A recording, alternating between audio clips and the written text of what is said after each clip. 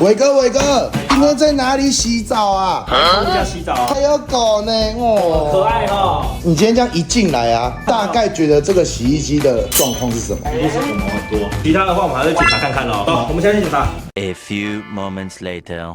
伟哥，不对吧？太久了吧？洗一个洗衣机要很久吗？不用啊，1个小时半而已啊，你等不了。测试测太久了吧？啊，没办法，人家机子我们要好好保养，我们要好好看清楚啊。他们就这样猜，就洗一洗吗？没有啊，你就看那个水就有问题啊！你看它的水流量那么小，如果今天是它后面的问题要坏掉，我们要洗什么？今天在做这个，就是要先让客人知道说，我们帮他检查好有怎么样的问题。